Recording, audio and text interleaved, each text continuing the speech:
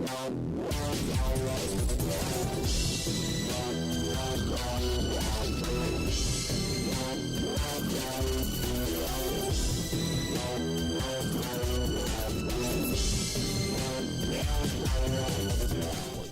everyone, and welcome once again to the Road to Freedom podcast. I'm Patrick. And I'm Matt. This is episode 19, the 1-9. The 1-9. Yes. And in this episode, we just got some stuff to talk about, and that's pretty much it. Just a few news stories, a few social media interactions, and hopefully, if you're listening to this, we are recording this kind of a back-to-back episode, but hopefully the government is still shut down. Hopefully you're Let's hope so. Okay hiding from the aliens that have come in that have attacked us in this vulnerable time. What probably is happening is the government's back up and running, and we have a new boondoggle of a wall that has to be built, and all the old white people in Congress and in the government are getting exactly what they wanted. They just had to pretend to hate each other a little bit more. Yep. I think Matt's starting out with his news stories. Yeah, I got a little local article I found. It was from December 18th. It's talking about Winky and their plan to house some migrant workers in Comstock, right there near their greenhouse. And I think first thing about this is, especially the lady they interview for this, I think when she hears migrant workers, she's thinking immigrants. I'm not sure. I can neither confirm nor deny that. I mean, you are assuming first she's a woman and second she's white. Yeah, how dare I? Yeah. But I think she doesn't realize migrant workers just means not from the area. Like, you could get some guy from Gary, Indiana, or, I don't know, Nashville, Tennessee that needs a job. And it's like, oh, yeah, I'll work seasonal. Because that's the problem. Winky has trouble hiring people in the local community because no one wants to work, and the ones that do don't necessarily want a seasonal job. Yeah, and so this is like a farm. It's a greenhouse. Greenhouse for different plants. I mean, yeah, you have some people that work 24/7 for the greenhouse all year round, but a big percentage of their stuff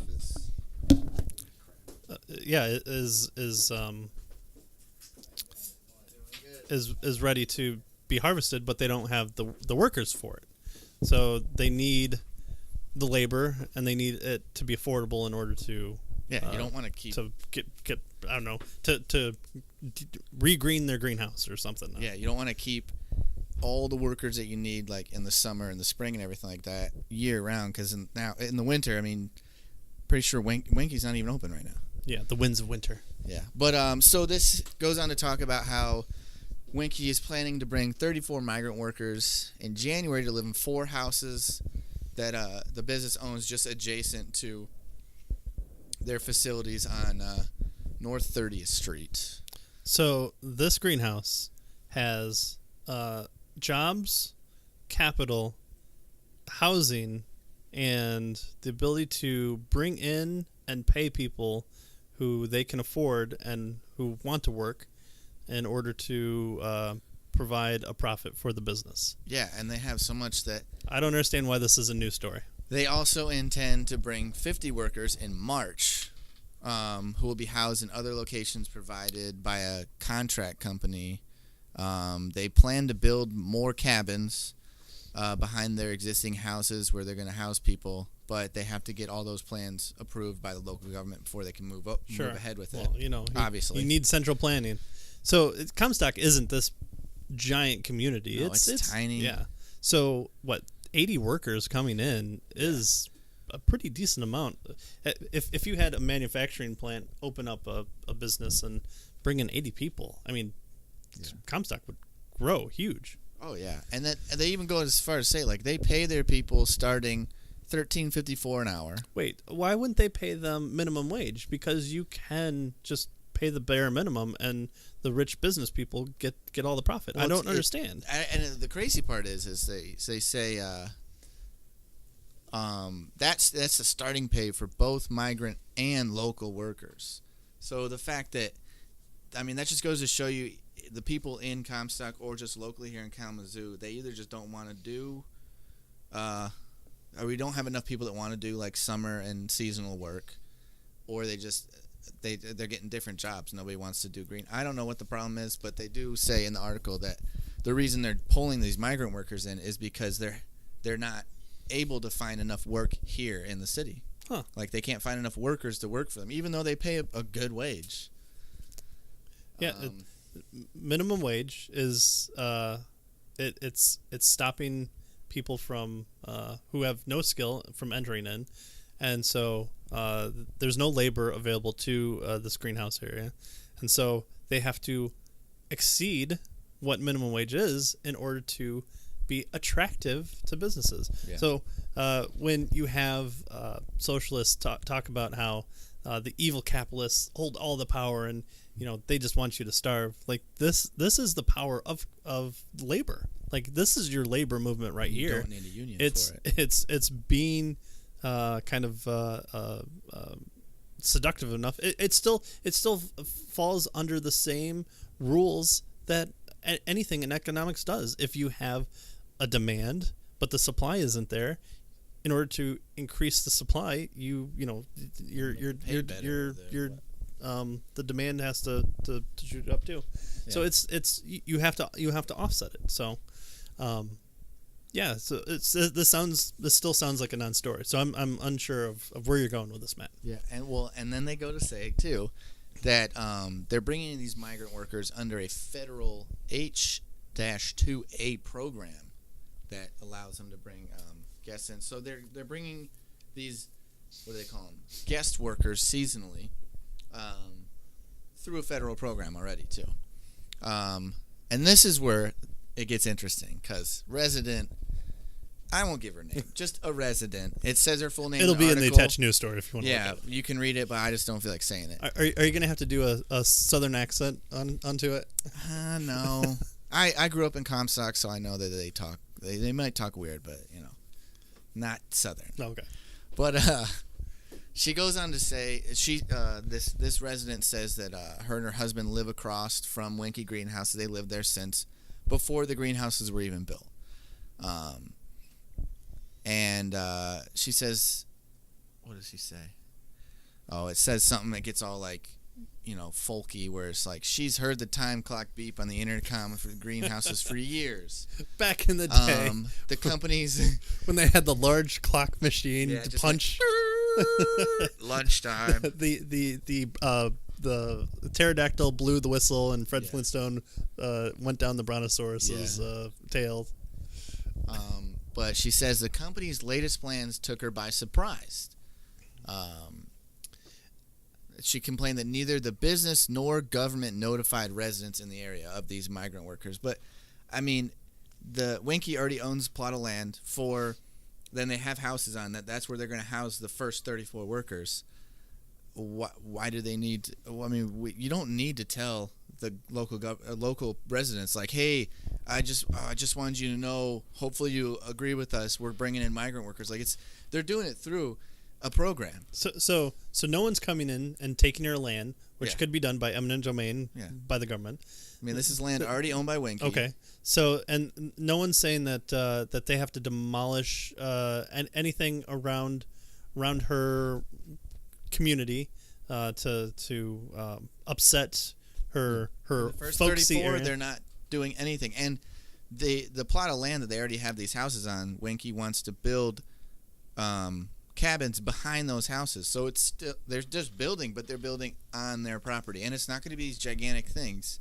It's just enough to house 50 people. And again, these migrant workers are not taking jobs away from local, because you scroll up a little bit and the spokesman for Winkie states that there aren't many people who want to come and do this work. It's hard physical work, and that they're having serious challenges getting people to work there in the area. So migrant workers aren't even taking away jobs from the local people. They're filling in jobs that the local people don't want. Wow. And then this lady says migrant workers will not benefit Comstock, and they will send money they make back to their families. So she's pretty much saying, like, the money they're getting paid here is not going to go back into the community. But, I mean, that's what happens when you have people in the community that don't want to work at that job, so you get people from outside of the community. Obviously, their money is going to go outside the community. Some's still going to go into the community because those people are going to, they're not going to want to make their meals every day. They're going to want to like eat at a restaurant here and there. I mean, so some of the money's still coming into the community. So she wants the workers to be forced to pay to fund the community, not realizing that the business that is coming that is there by having this increase in labor is going to increase their output, which then will increase their profits, which is more money that this company can put back into the community and have it be stolen by the local government too, if you want to take it that way. But you have those people who are not migrant. It's not a migrant business. Yeah, it's migrant workers, and unfortunately, when you have to bring in, like you said, migrant people, their money goes out. And if you don't want that to happen, go rustle up some people to do this labor for that price. And you wouldn't believe it, though. This lady keeps getting more interesting. And these are just small little sentences, but every single one she keeps saying, it gets more interesting. She goes on to say, without their own transportation, she thinks that the migrant workers will be just walking the streets. Not like there's sidewalks they can walk on. So she's worried about the private streets being walked on by this group of ruffians. Public streets. Oh, you mean the ones that anyone can walk down? The public streets that anybody can have access to. Oh, man. But the hard. Spokeswoman for Winky did say the company will provide transportation to and from the housing to stores and other needed amenities. So not only are they're working like across the street, so they're going to have to cross that street if they walk to work. But if they need to go to the store, they need to go whatnot, that the company is now going to provide transportation for them. I'm unclear. This seems like the company is losing money by trying to make their neighbors happy with their can I say probably racist attitudes. I mean, this is ridiculous. How dare you provide jobs, do what you want with your business, your property, and then on top of that, treat your workers that you're paying a decent amount, but it's hard work, with added advantage of also having transportation. And I think it wasn't there also talk about like giving them stipends for local food and stuff like that. Yeah, I think so. So this is the idea of local central planning puts in people's minds. I don't want quote unquote these people, and these people for years has been always minority type people, whether it be the Irish, the Jews, the blacks, the Asians. I mean, you pick whatever non-majority group is. This has been the attempt to get whatever minority group people in to stay out of these areas. And here you have the understanding that government is force, and it's used to try and stifle business in order to keep out the others. And this is what a non-libertarian point of view gets you, because for libertarians, you view people as individuals and not as people groups, because you can make up a people group if you're looking at a macro perspective, but not every migrant person is a face tattooed gun-toting hooligan. And the fact that this is coming out to be a big deal in the news article when it's not, this shouldn't even be a news article. But the fact that it's coming out, like, it doesn't say in here how long Winky's been using migrant workers. So I feel, this is just my feeling, that it's a newish thing they're doing. It may not be the first year, but it wouldn't be a news article without it. I don't remember hearing anything about migrant workers before at Winky, but also I don't ever hear, if they had migrant workers before, I don't remember in recent years hearing any very negative things about it. So this is where the most ridiculous thing this woman says comes out. Wow. So the resident that lives across from Winky is now, this is what she goes on to say. She said that the male workers will require babysitting. Mind you, she's talking about adults. They'll require babysitting and wonders who will intervene if something happens. She says, and this is a quote, Who takes responsibility for the people?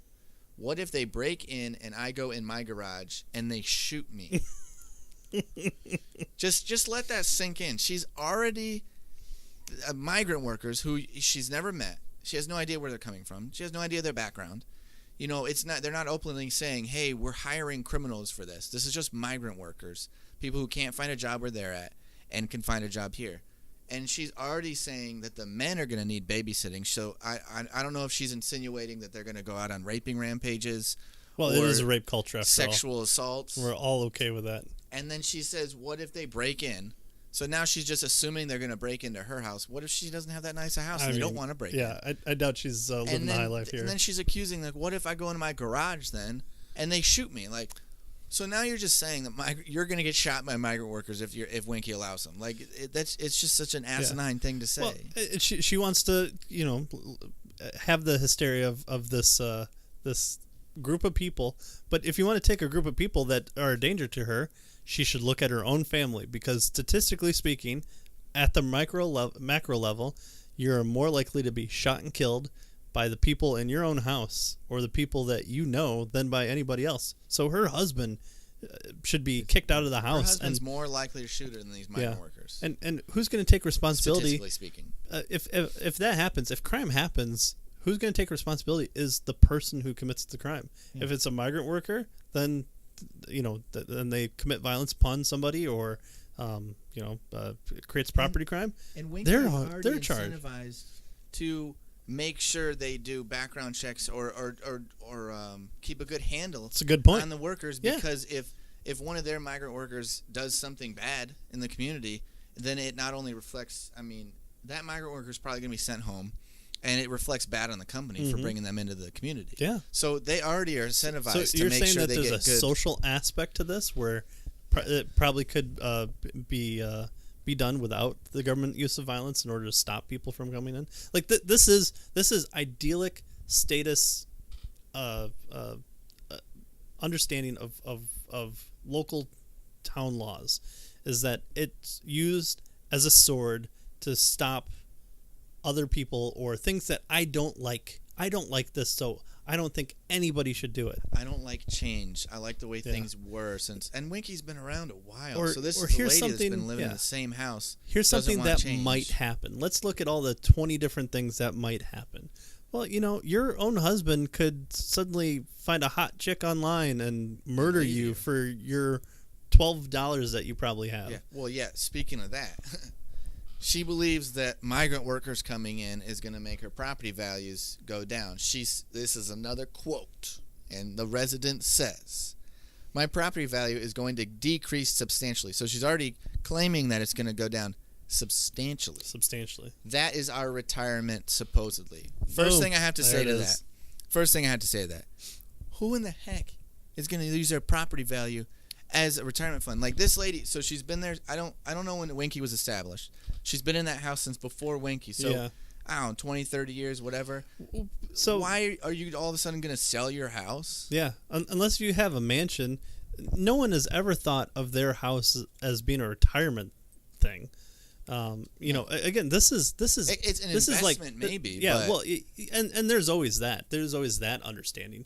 But to say I'm going to have a windfall where I've sunk my money into this house, like that is, again, that's 2008 housing crisis theory. Like, I'm just going to flip this house, turn a giant profit, and that's the windfall. Well, guess what? Maybe no one wants your house, even if migrants are next to you, or maybe they want it. Maybe the business will want it, and they're going to be willing to pay for whatever the asking price is, or maybe they're going to expand greatly because of this, and so your land becomes more valuable to that single person. Because again, where does property value derive from?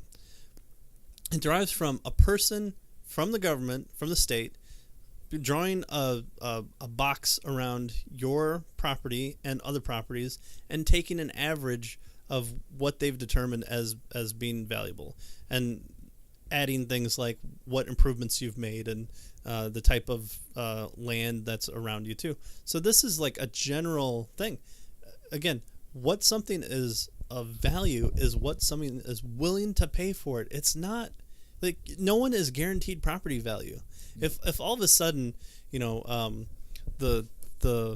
the world opens up and you have the next San Andreas fault running right next to your property, guess what? Your property value is zero. It doesn't matter if you want to list it for $320,000. There's zero.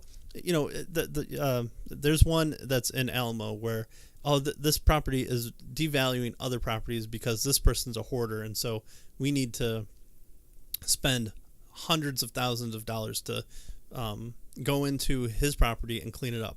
Well, guess what? That person's still going to continue to hoard, and your property value is meaningless, and as far as how it relates to anybody else. You're not guaranteed property value.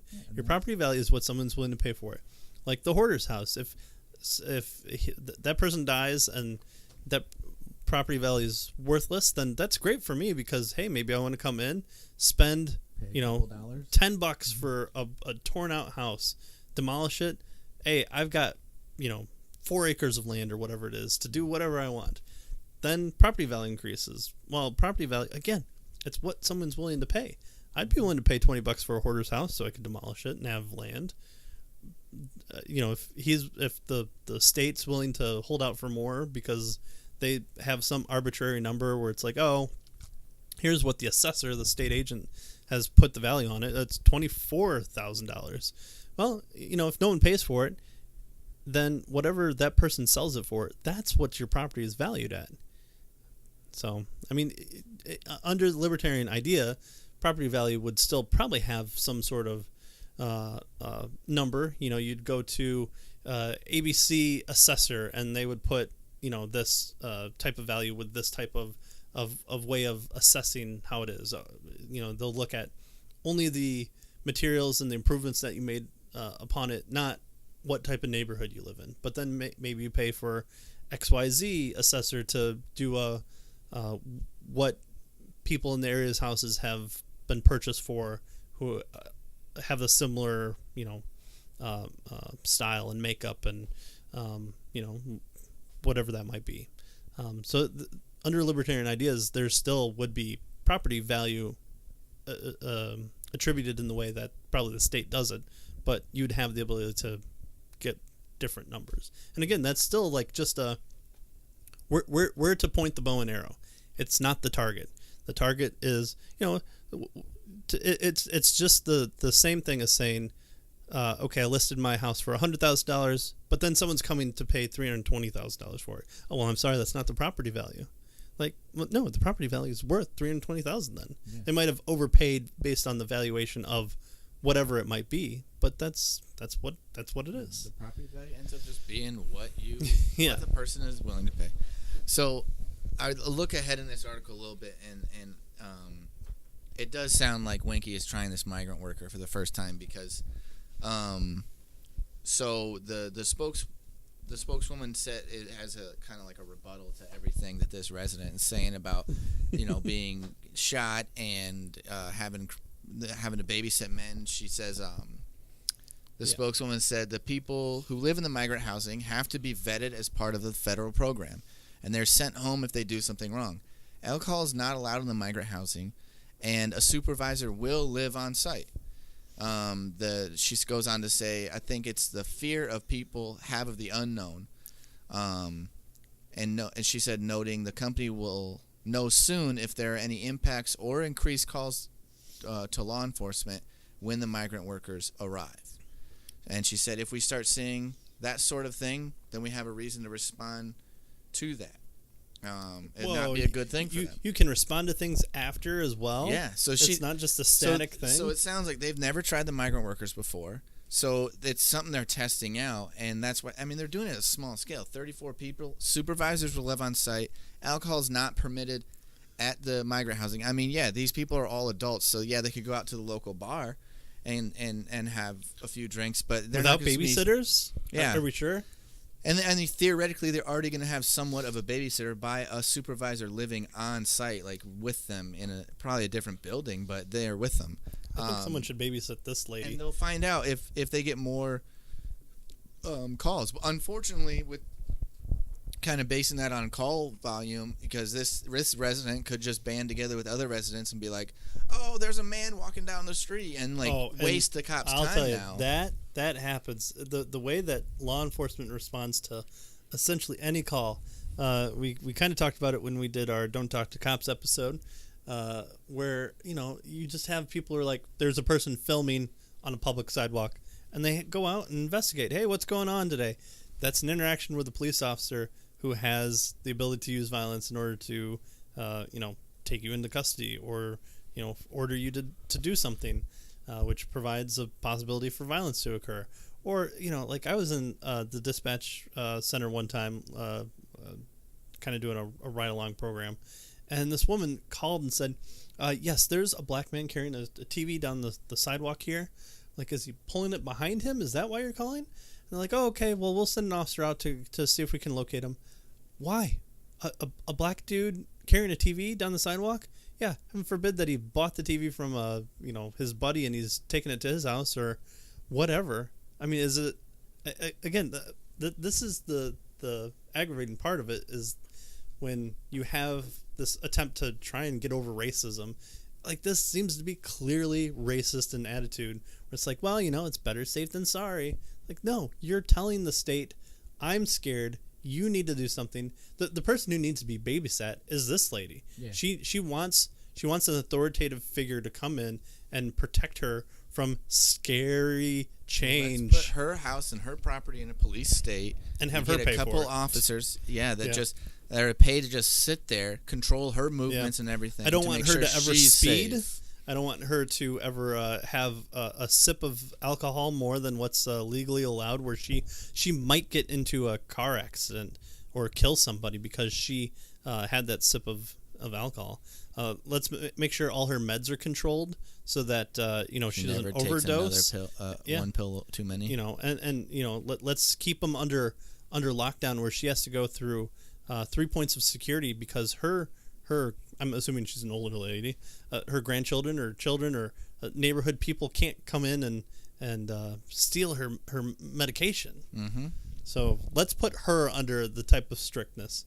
Or does it not apply to her because she can't do anything wrong? Like this is statist mentality, clear and simple. This is what attempting to utilize the threat of force through government at a local. It's not even an issue. Like, if anything, this should cause you to hey, that road that we weren't able to fix, we get to tax this business more now because they're gonna buy up more land, or they're increasing profits, and who knows how the particular taxes are established. Hey, we get to tax them more. They're utilizing the roads more, and so we get to fix up more of it. That's great. Shouldn't that be happy? No, I'm scared of the others, and I have to look at them as a group.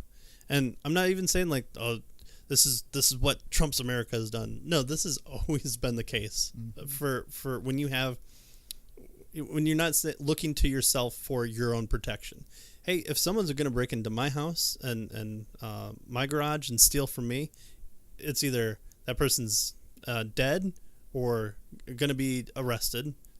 Even in libertarian ideal, you'd still have people get arrested. You're aggressing upon me, so I shall aggress upon you if you break into my house. Or I'm going to assume that thing's not worth it, and I can sue that person later because I'm able to find out who they are. Yeah. Hey, I bet you walking across the street, I bet you the person that lives in this migrant community.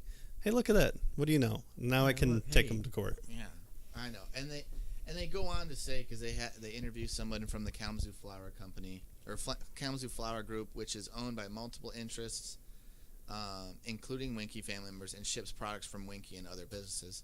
They say whether you're 3 acres or 30 acres, everyone's struggling to find labor, especially seasonal labor.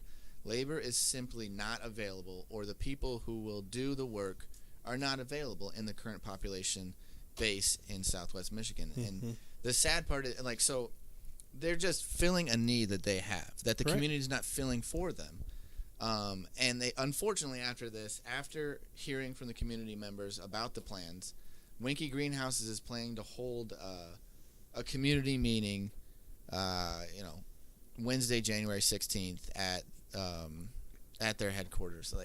So just because these people went to a little city or township meeting and complained about migrant workers coming in, now Winky is buckling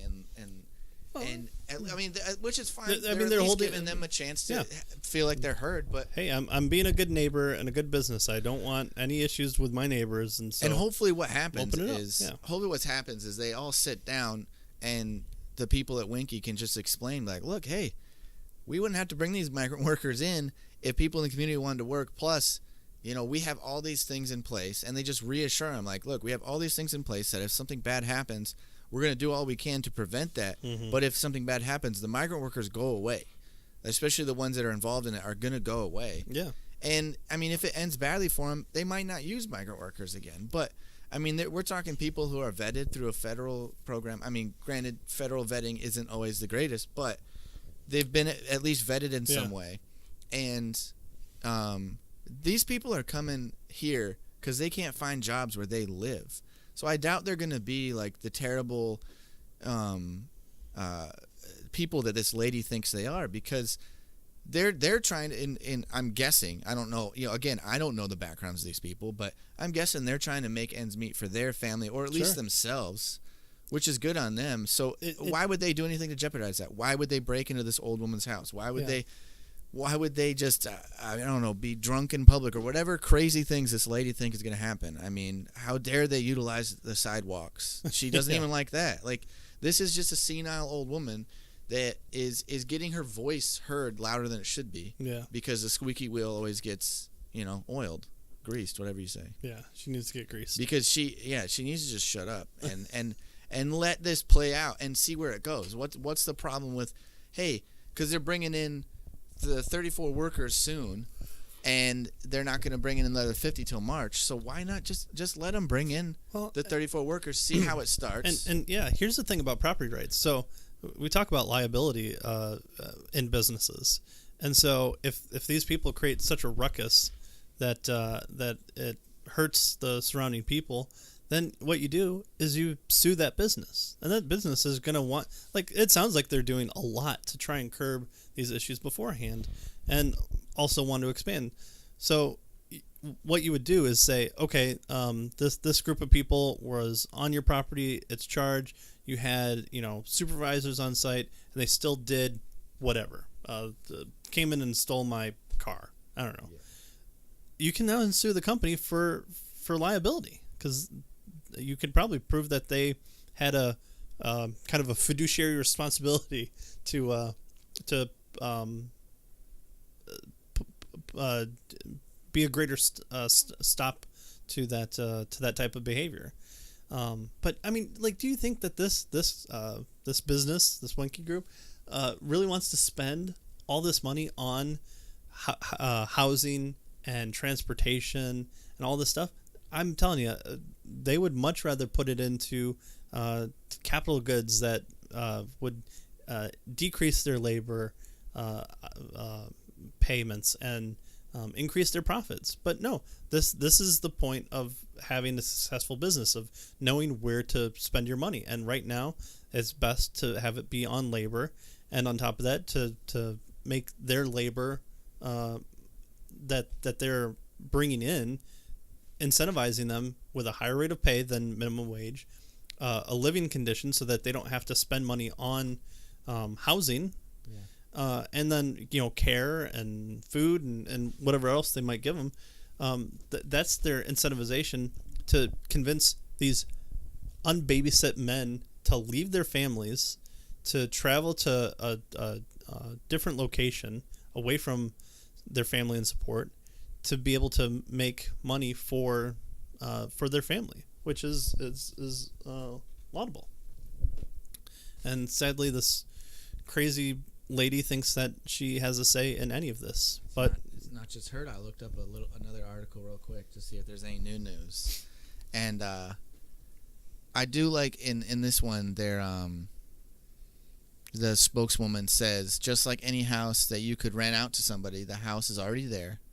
there's no ordinance against leasing to whoever you want. So, exactly. So Winky already owns these houses; they can rent whoever they want. But these people, they said they wish they had been notified about Winky's plans. Again, a private company who owns that land does not need to tell you. They're not building anything new, so they don't even really need to let the local government know about this. Mm-hmm. Because you'd have to let them know if you were building things. So, but they're doing the nice thing and letting them know. And they, what do they say in this? They're concerned about the workers. I'm concerned about our property value. Again, they mentioned that. I don't think we need anything like this. So it's one person saying they don't think they need anything like this, but they don't know. They're not the company. And she says they're all men. It's not families. But before there were families in there, and I still had trouble with them, which I don't know what she's talking about with the trouble, but she says I still had trouble with them. So, I mean, if she didn't say we as the community, and I don't know what families they were. I don't know if it was other migrant workers they might have had. I don't know. This article doesn't go into detail, but she's saying I had trouble with them. Like, so maybe it's not. It's just people are just being so opinionated. Yeah. She said one person says, "I don't care where these people come from. These people are coming to work. These people are coming to work, and I understand that there's a need for workers, but not on my road, not in my community, not where my kids live, not where my kids play." Yeah, but it should be on somebody else's. Yeah, like it's just I don't see how these migrant workers, even if they are all men, that's just being sexist right there. But like nobody's willing to like let's see what happened kind of thing. I mean, it's Comstock. You live. I mean, the sheriff's department is a couple miles away. If there's anything really bad, theoretically, I'm sure the she has police them on response speed should dial. be real quick. Yeah, on her rotary phone, she's got them on speed dial. Especially hearing all the backlash right now, pretty sure the local authorities are going to kind of be like, "Hey, we got a call about the migrant workers. We better go out quick." Yeah. I don't know. It's just. Well, this whole and thing it's is not ridiculous. her road. It's not her street. Yeah. Why is it her children? I thought it took a village to raise a child. But I'm sorry. Again, this is what democracy looks like. You don't own that road. You don't own that street. And you definitely don't own somebody else's property and the ability to do with it what they want. And, I wish Winky would to tell this lady to go, kick rocks. Well, yeah, and okay, so if you don't want it, then why don't you accelerate your kid's age a little bit, depending on how it is, and tell them, or when your kids, this is what all these people with kids that have a problem with it. When your kids get to a working age, go have them take seasonal work at Winky then, and then they won't need migrant workers. Well, yeah, I mean, sadly, this is we see the whole like fight for 15 and other stuff like this. It bounces out low skilled workers and teenagers as one of those ways. Yeah. Like my very first job was detasseling, which is you take the top of the corn so that the male part can get in the female part, and you learn about the birds and the bees and the corn. And I bought a PlayStation 1, not a PlayStation 1, but a PlayStation the first. Yeah, with my very first paycheck. It was great. That was a bunch of high school kids where you depending on the amount of your experience, you got paid more. Yeah, I had growing up in Comstock, I had a ton of my friends. If I hadn't gotten a job at the pizza place I worked at, I probably would have ended up at Winky or one of the other greenhouses, because there's a few right there in Comstock. I had so many friends growing up that did seasonal work for Winky. Yeah. And the other ones, but they did greenhouse work and all that stuff in the season. So I mean, I don't know what's going on now. I know Comstock's kind of going downwards, but all those migrant workers coming in. No, it's the Kalamazoo Promise. No, well, everyone's moving out of. Wait, so you're telling me that there's a program that incentivizes people to if they go through a Kalamazoo school system and be in the Kalamazoo area that incentivizes people to move out, to move in? These people don't even have to move. They just say, I want my kids to go to this Kalamazoo public school. Oh. But yeah, that's the thing. Like I grew up knowing Plenty of kids. And if Winky's really starting off the most unskilled labor at $13.54, my first job, granted it was back in like 2005, I was getting paid $7.50. Like that's what I was getting paid, minimum wage then. Yeah. And these kids, you're telling a 16-year-old can just be like, oh yeah, I want to go work at Winky seasonally because my parents don't like migrant workers, so they're telling me I should go work there, and they're getting paid $13.54, and that's the biggest thing. Like if these people don't like it, you need to do something about it. Maybe you need to take a second job in the season. Lady who's complaining about it being on the street that she thinks is hers. Well, and I think what she wants is for women to come and do this backbreaking work. Well, yeah, because obviously men are evil. These are all potential men. rapists. These are all men, and then she says that there would be a problem. But she said they had families there before, and somehow that was a problem. She doesn't say, but maybe that was the problem. Maybe it was a problem because they're families. Maybe it's going to be perfectly fine because it's going to be just men sitting there working. I doubt they're going to be wanting to go out and do that much stuff because they're going to be working their butts off. Yeah, I don't know. And really, it's these articles. What 80 people? Like you're not talking about bringing 6,000 people and changing the entire racial, social, economic makeup of a community. You talk about hiring people to do a job. Like this shouldn't be an issue. Like what if we said they're hiring 80 Canadians, migrant Canadians to come down, the most polite Canadians that we found, and we're gonna put them there. Would she still have that same issue? Like exactly. I mean, really, what's the point here? Yeah, and so far, like they've only interviewed these two articles. Granted, it's only two articles. Have only interviewed like 2 or 3 residents. I don't know how many residents showed up to that thing, but I just looked it up. Population in Comstock, the Charter Township of Comstock, is as of 2010, so it could be different, is just under 15,000 people. So, I mean, that's showing a big problem there. Where you get 15,000 people and you can't get 80 jobs filled. Mm-hmm. And mind you, I mean, you live that's just the Charter Township of Comstock. You go outside that where it's only going to be, right. I live in Kalamazoo Township now. I'm still about 6 minutes away from Winky. Don't we have a homeless issue with Kalamazoo?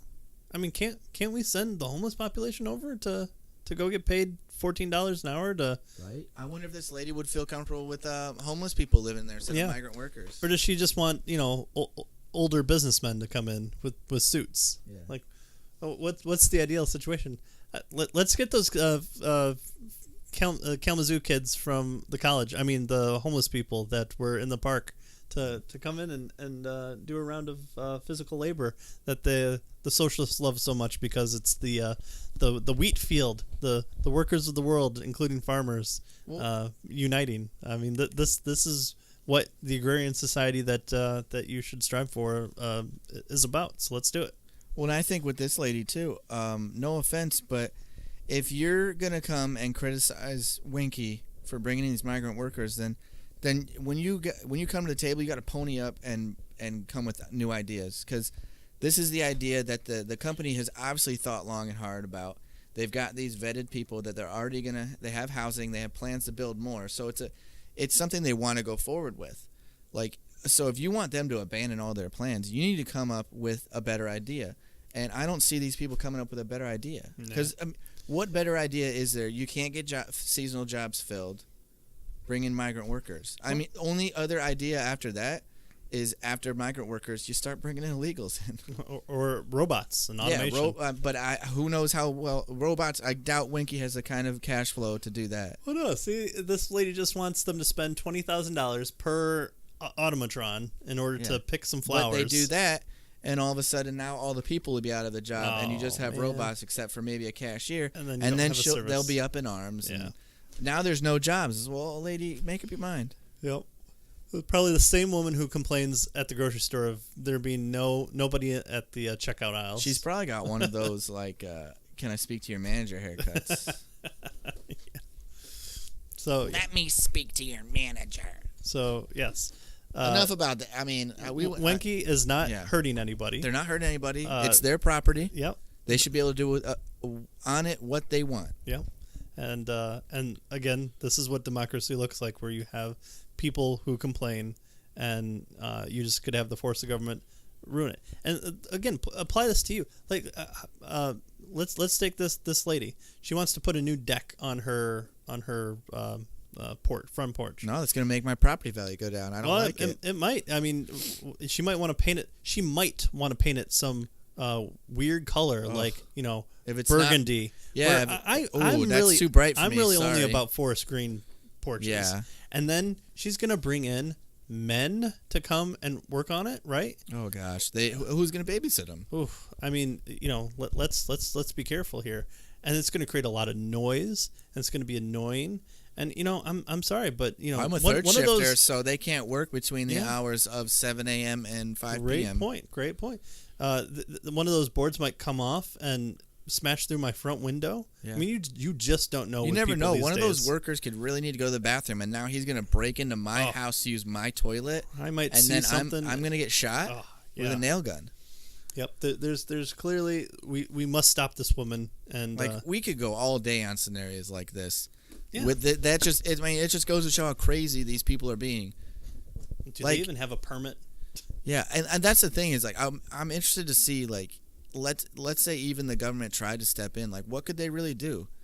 It's a federal program Wenke's using, so it's a program that's already sponsored by the government. Now you want the government to stop using it? No. And then it's their property, their housing. The most that they could do, the local government could stop them building the cabins for the other 50. Right. Okay, so they've got 34. So a big whoop. You can't stop them from bringing in the 34 at least because they've got the housing. And that's just housing. I mean, hey, let's say, all right, we could put in tents. Migrant workers, we'll help you find local accommodations. Yeah. All of a sudden, and now they're living right next door to you instead of a few blocks down. Yeah. In the other home next to you. Oh no. Yeah, you're sharing a wall with them now because they rented the duplex next to you because you complained, and now they're even closer to you than they are. Just let Wenke do what they want to do with their migrant workers, and if you don't have a better idea, then you need to shove it and just go back to your house and do your own thing. Mm-hmm. Agreed. All right. Whew. So yeah. Other news articles? There was one about PFAS. Oh, are we at quadruple the levels now? Has the government allowed us to drink quadruple the levels of PFAS? The same time we talked about that article that the government upped the legal amount, the safe amount that we can have. They upped it so we can actually intake more PFAS. Episode 17. Yeah, scientists came out with a study around that same exact time that bill went through the House. Saying that it's actually more dangerous. I mean, where was it?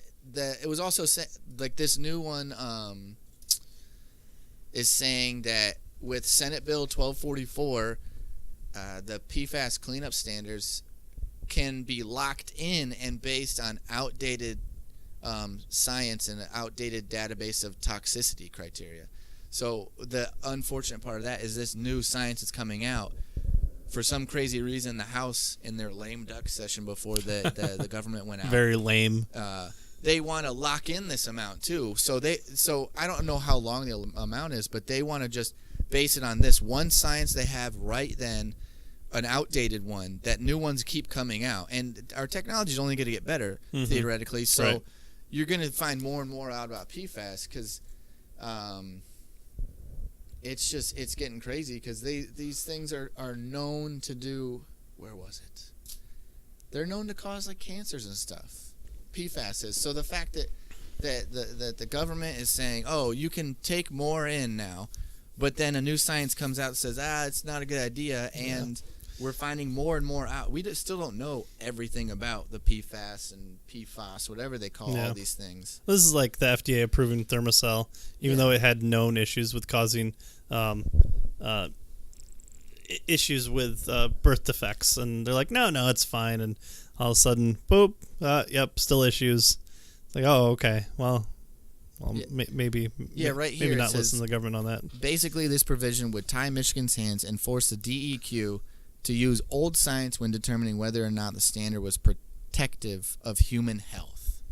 So, I mean, you're just locking it in so we can't change it. It's going to take another bill to even change it. Well, this is like Schedule 1 drug for marijuana. Marijuana has zero medical benefits, and it's been that way since the 20s, and you're unable to change it. Anyone is, except DEA and federal legislators. So yeah, I mean the PFAS thing, it just goes to prove that when you have the government involved, you don't have them move quickly, and so this just allowing legal pollution to occur. That's essentially what the government has, and you should just be safe, feel safe knowing that double the previous limit is I guess very wanded by the government as being good for consumption. So I just want to know, at what point of the food pyramid does PFAS fall under? Very tippy top? Yeah, we're supposed to have a little bit of six meals a day. With this study, it says, however, the scientists would not make a recommendation for a new health benchmark for lifetime PFAS consumption because science does not provide a definitive answer to that question. More likely, it will be a range where health effects could be better minimized based on available evidence over time will become more apparent. So that's the biggest thing is the government wants to step in and say, this is how much you can have for the lifetime, but it was 1 point, now they raised it, and now we got science saying like they actually have no idea because again they don't know enough about PFAS to really set a limit to say, hey, you're going to be perfectly healthy if you take 70 parts per million or trillion through your lifetime, from 0 to 99, you're going to be perfectly fine. They cannot guarantee that, but yet the government, these scientists are saying that. And the government goes, whatever. We're gonna put the benchmark on it because that's what we do. Like, why not? Why not? Luckily, the new governor elect. I mean, it sounds like she's gonna get pretty radical on this PFAS, but she's saying like if it's not a all hands on deck kind of cleanup way that they're gonna do it, then they're not doing it right. So I mean, at least she's going hardcore on, hey, we need to clean up the PFAS thing because it's a human thing that we've created. Sure. But it's just, it's again the government coming in saying, we'll put a standard on it. We're going to control this kind of thing. Well, and it's public waterways, so no one really controls it, and it's the government allowing again, it's legal pollution. It's legalized and that's pollution. The downside is they're polluting our water. They don't even know what is going to happen to us in the long run. And all you can do is point a finger at the government, but they're just going to point 20 fingers elsewhere. Right. Where if we had a privatized water system and people are getting sick from this, again, incentivize. A private water system would be more incentivized to have better filters or get the PFAS out of it and almost entirely and do different testing on it. Yeah, you'd have a finger to point. You'd say, hey, company XYZ is in charge of this water that went to these people, and they're all dying of cancer. Yeah, they couldn't say, 20 years ago you should have known that PFAS was killing us, or whatever the negative effects are. Yeah. You go, hey, there are negative consequences as a result of using your product. We can hold you liable. And you sue them, and you because good luck getting the government to sue the government. Right. I mean, that's the whole thing with like private companies. Even they can say, we allow double the amount of the doubled amount that the government says is okay. That's in there. So what's the issue? The government says this is the amount allowable by law, and we followed that law. Well, you don't want them just to follow the law. You want to have them to do what's right. But the government, by setting these types of standards and having a kind of this like public utility behind it, you don't have the ability to say, like, hey, maybe there was a better way to do this, because the government has set that standard, and people just go, well, it should be safe because the government doesn't have a bad thing to say about us, so there it is. That was the standard, so that should be good. It's like the whole Flint thing too. Like, it's a government controlled water. you don't see anyone going to jail for the Flint thing. No. But you flip that and you put a private company in charge of those. The CEO whoever they can file it down to, it was that person that did that, or the CEO is going to have to face that if they can't find that one person, and they'd probably be sitting in jail right now because they would look at him and be like, "How dare you? You're a terrible person. You poisoned all these people. You didn't make these checks beforehand. You just wanted to go the cheap route." It's people think they can somehow still hold the government accountable. You can't hold the government accountable because in the long run, with a government like that, it's the government that has to hold themselves accountable. Good luck doing that. Yeah. Well, it's like we were watching on Netflix The Staircase. Yeah. And they have a government agent who essentially lied about some of the findings. But there's no talk in there about what's happening to that government agent or what changes should happen. Or anything like that. I think they did say eventually he got fired, but he's lying about so many things. Yeah. Oh, you got fired, but you didn't. I mean, you wrongfully sent people to jail based on blood splatter things, and you don't get. You should get sent to jail then. Yeah, any amount of time that was taken away from people's lives should be added to yours, essentially. Yeah. So.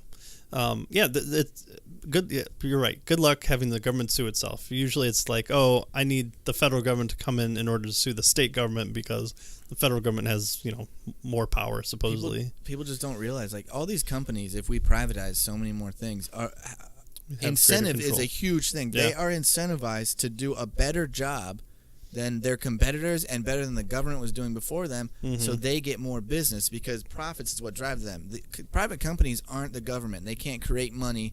They can't have a shutdown for a month and all of a sudden come back and be like, hey, we're okay. They can't just keep printing money. Yeah. They can't do all this. A private and they company, can't hold a gun to your head and say, use our service. A private company runs out of money and they're going to go out of business. And I don't think people realize that when we talk about privatizing things, because that's what could happen. It's a greater responsibility. And something bad happens, you have a finger to point, and you can send that person to jail or do what you will with them. Yeah, or if that waterway or the waterworks company goes out of business or what have you, and you're not without water. Someone who has the capital and the resources is going to go, wait a minute, there's a customer group that's not being met with a resource that I can provide. I will spend the $10,000 to acquire that defunct thing and come in and try and do it. Or you could have co-ops that come in and everyone puts in $20 to have a good water business. I mean there are many different ways to create a business, but the incentive is there to say, oh hey, here's an asset that people need. You're going to have, for the demand, you're going to have a supply for it. Yeah. You just will. So it's not like it's, Michigan Water Company is shut down. Now no one in Flint is getting their water. It's like, no, that's not what's going to happen. In and be able to. Yeah, especially. Or if worse comes to worse, Elon Musk would come in, buy the company, and then run clean water. Well, Matt, I'm upset that Elon Musk is only spending $1 million for something that he has no personal claim or responsibility in. I think he should spend his money elsewhere. I don't care if people say Elon Musk is an alien or whatever. He's a good guy. I mean, if he's going to give if he gives anybody out of charity, I mean that's what it is. Like you can have. I saw an article companies about come him. in with charity. Yeah, I saw an article about him that he stopped using robots in his plant to build Teslas because he realized robots at this point can't deal with issues really well that come up that humans can. But it increased work on the workers. But he ended up working 160 whatever hours that week because he wanted to show his workers that however bad it gets for them, it's going to be that much worse for him. Yeah, that's a good guy right there. But his work is just counting money. It's not actually trying to create a new technology, a new way of thinking, a new system. Trying to get rid of LA traffic. I mean, it's pretty. By the way, pretty nuts what's levied against him. If 4 of you listening to us have not listened to Joe Rogan's podcast with Elon Musk, you should really listen to it. Shout out to Joe Rogan. You're welcome on the show. Anytime. Yeah, enjoy our two listeners who probably don't listen to you. Yeah. Yeah. So yeah, I mean there's way more benefit to privatizing it. Yes, there is. And also that it's not just you would have a monopoly come in, although a natural monopoly, which would probably never happen, just says that you have the best service for the best price. Yeah. But, why does Walmart build a Walmart next to every Meijer? It's because it sees a need and it wants to extract the customer base away from Meijer. And, if Meijer does their market research and says a store is good here, well then, having a Walmart 2 blocks down isn't going to be a ghost town of a Walmart. Yeah. So the Walmart's just doing good business practice, and Meijer is kind of regional. So you have I think they're in 8 states maybe. Yeah, at the least the states that touch the lakes. Yeah, and so you have a company that can put a lot of resources into a small area, where Walmart's the opposite. They can do a lot of things in a lot of different areas. Yeah, I remember when Walmart went in on Gull Road, like right kitty corner from, because that was like the first Walmart supercenter that had groceries. Went in kitty corner from Meijer, and guess who are both still running there? Perfectly fine. Both Meijer and Walmart. Yeah. So you might have different water companies run in, and it's the same thing with power companies and everything else. Internet's the same way. Oh, you're just gonna have too much stuff underneath your house, and there's gonna be no room to move. It's like, no, that's not what you have for any other service. I had a guy knock on my door telling me that one company had just laid fiber optic cables in my area. So like that was available for me now. Oh man! So I could get a higher speed and everything. Jealous. But then we started talking, and I thought he was going to do the whole salesman route. But it was funny because he asked how much I pay for internet. I told him, and then he goes, "Oh well." He kind of was like, "Well, I'm here just to inform you. You've got a pretty good price, and we can't beat that. So it's not a big incentive for you to jump over, but." Just let you know, we're here. If you'd like to switch over to our new fiber optic, you can. I would jump at the chance. That'd be great. Yeah, that's great. That's one thing. A company moves in. Mm-hmm. They can't beat the price I'm getting right now. So it's like, hey, I can. So you've got 2 companies in there that are providing services for both. So let's do it for other things: education, government. Gosh, yes.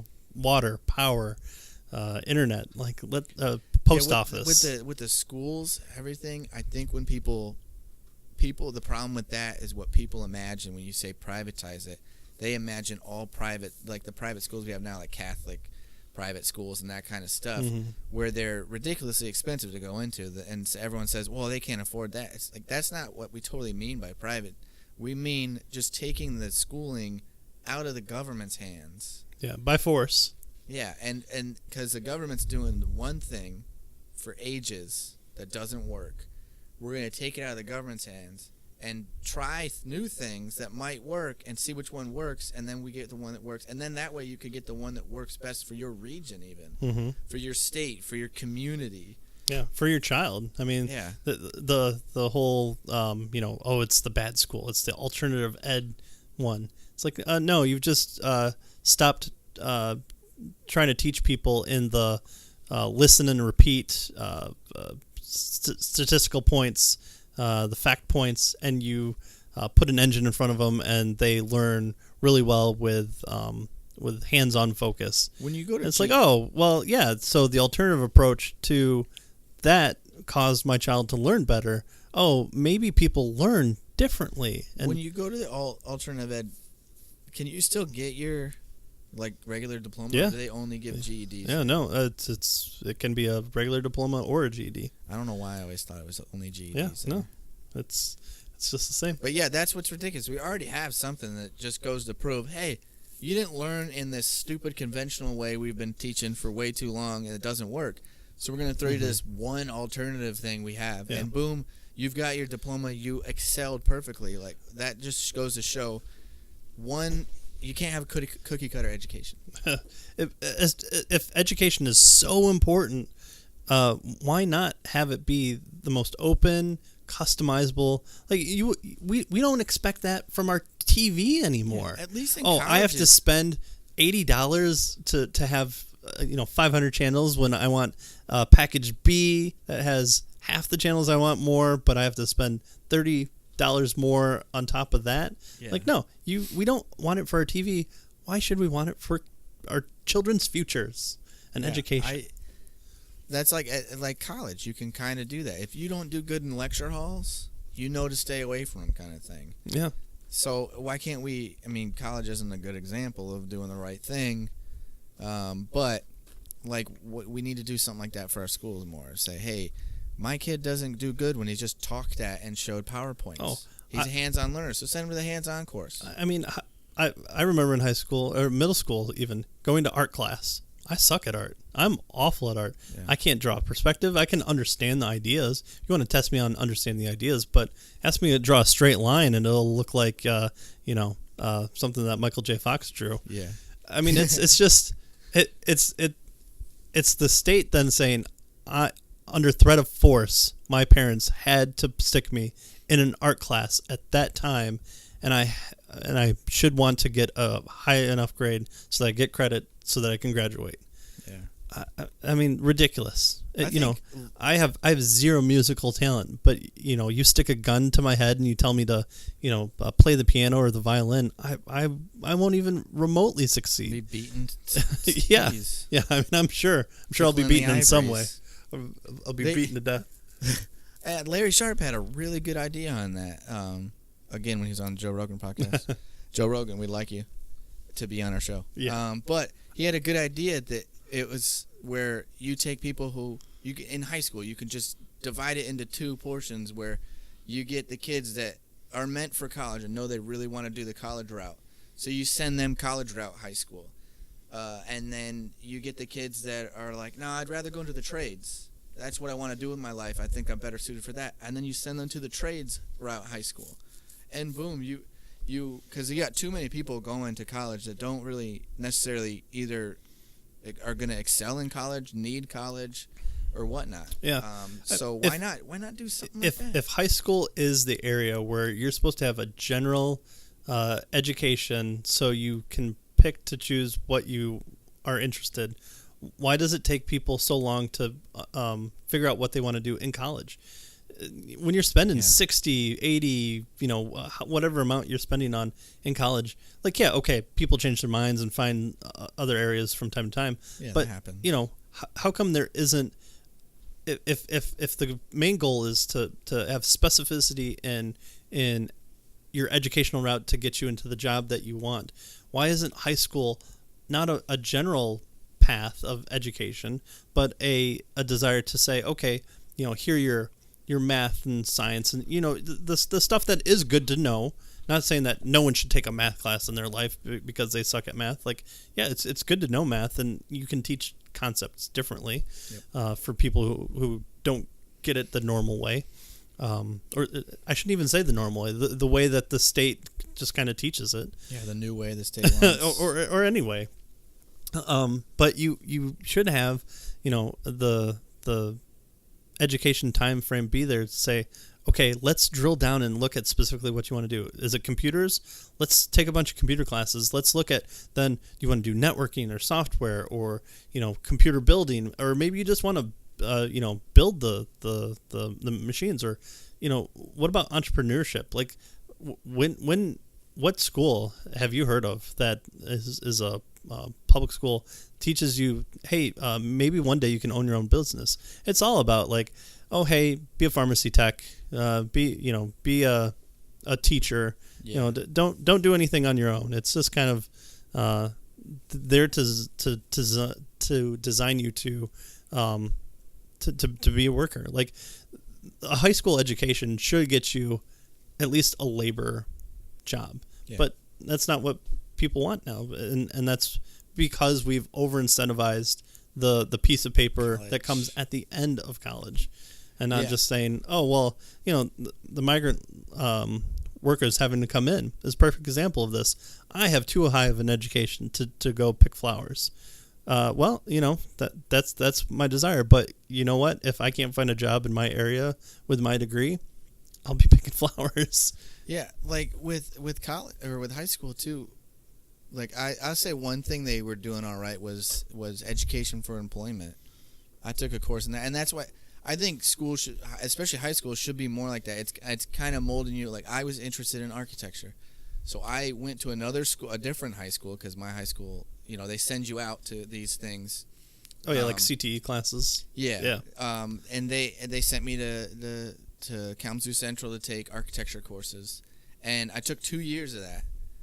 My junior and senior year, and my senior year finally made me realize I didn't want to go into architecture because I enjoyed like the hand drawing portions of it, where I'm at a drafting table and I'm like drawing out all these designs and everything like that. But the reality of it is you don't do that much hand drawing anymore. You might initially, but it's all CAD. Yeah. So I press L 9 feet, and a 9 foot line pops up. So I hated that so much. I hated working on the computer. So like it got me to realize I didn't want to go into architecture. So I didn't waste 5 years of my life, because you have to get a master's degree before you can even think about opening your own architecture. Even the way that is set up, it's there to teach you like I did computer networking, and I could have went into that no problem with what I knew around it, but it was about teaching you not necessarily like whether or not you wanted to do it. It just kind of taught you the subject, which of course is an important part, but there was no like secondary.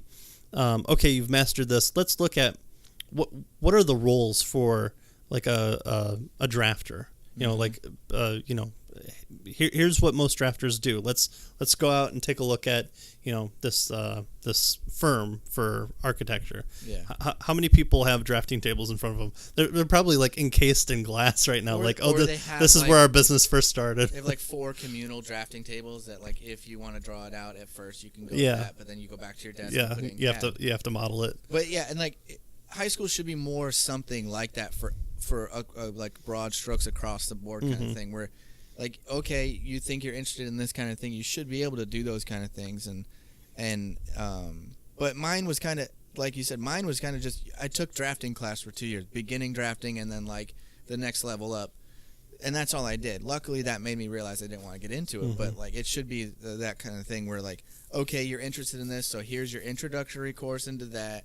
Yeah, like you said, go out, find out what you want to do, give you some of the information. I had to look up all the information myself of like how much schooling I would need to become an architect, and like, yeah, you only need a bachelor's degree, but to work at an architecture firm, but you have to get 5 years. You got to get a master's degree, and I think you have to have like 5 years apprenticeship at an architecture firm or work. I don't know if they call it an apprenticeship still, to even think about being your own having the title of architect, and like maybe one day opening your own firm. I don't know. It's so much like that's the kind of information they could give you in a course where you'd be like, oh, because I knew from the get-go I'm not built for a master's degree. Like that's just too much for me.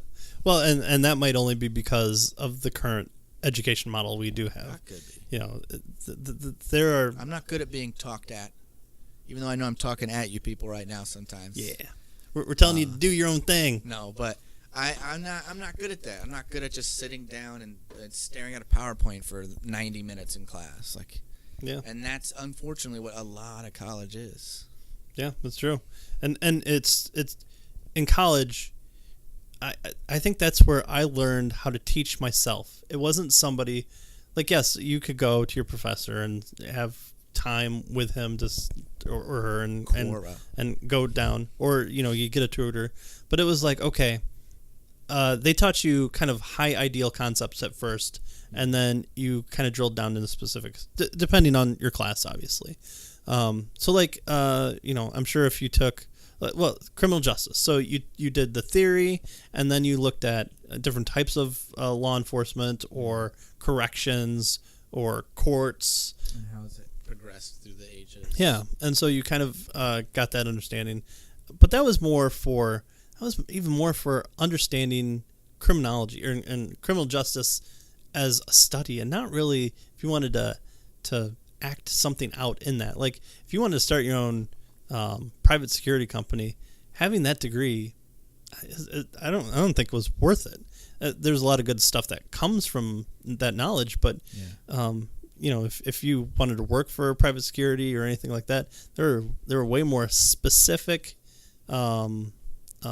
areas of study or training that you should do in order to get that. Like I was just because I think I'm in the long run going to be better suited if I want to finish my full-on degree in online schooling. And I was looking at online schooling, and they have okay, you go take Western for example. You have you have the criminal justice major, and you can minor in whatever. Mm-hmm. And whatever. They really. don't have, but this online school, some of them have 8 different sectors of the criminal justice major. Like one of them had criminal justice with an emphasis on counterterrorism. Mm-hmm. Okay, if you're getting your 4-year degree to go work for a 3-letter agency, 4 sometimes, that kind of degree would be perfect. Oh, hey, I've got criminal justice, but it's got a big emphasis on counterterrorism kind of thing. So mm-hmm. It's oh, I'm sure they would jump at that. There's so many, these public and private universities are not really opening themselves up to, they're just doing, hey, here's your general criminal justice degree that cops and social workers take.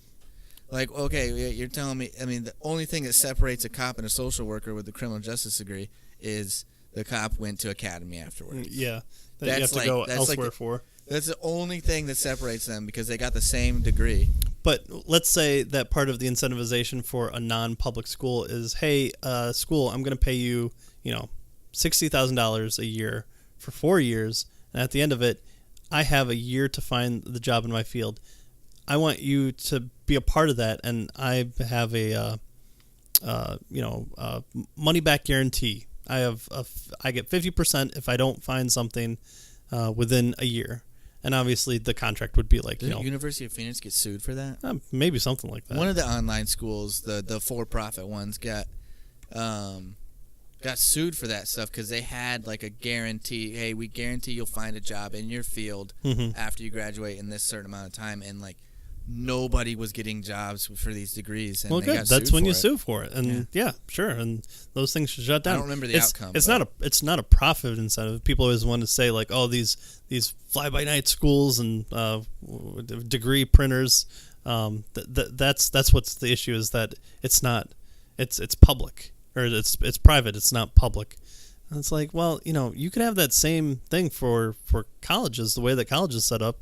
And I'll bet you dollars to donuts, instead of a football alumni coordinator, they're going to be doing, criminal justice job seeking coordinator. Yeah. And so it's going to find you, even things we think of things okay, I want to do police work, but maybe there's something so specific within police work, like crime scene tech investigator. How do you want to go be a criminologist? Yeah, and maybe that's what you do. It's well, I still like the police work aspect of it, but I really like the evidence gathering, but I don't really want to carry drunks around. Yeah. Okay, well, this system is in place within the school to identify that desire in you to do that. Unfortunately, for most schools, it seems like for that kind of thing, to then go farther into it and pinpoint yourself in a certain area, you've got to go on and give them even more money and go into a master's degree.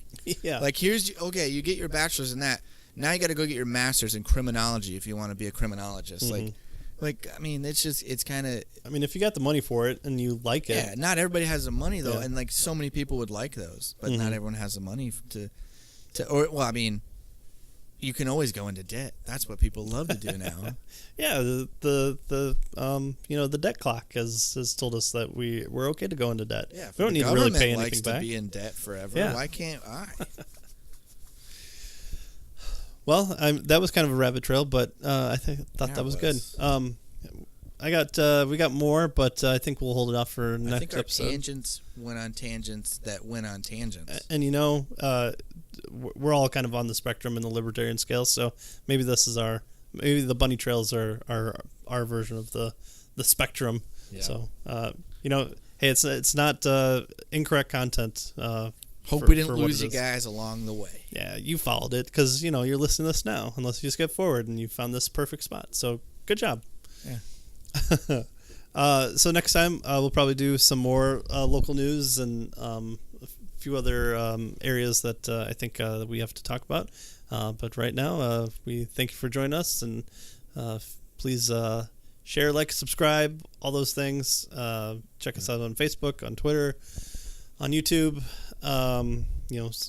Leave us comments on the iTunes, anywhere that you're getting this. Ask us questions. I don't know. We'll get to it. If we get enough questions, maybe we'll just have like an answering questions podcast. Give us the hardest thing you can possibly think of. Throw them curveballs. Yeah. I play baseball. I know what's up. Swing to the outside. Yeah. Find out all those ways to get a hold of us, and we thank you for listening, watching, whatever it might be. And as always, live radically and live free. And down with the government. And privatize it. Yeah, privatize it. That too.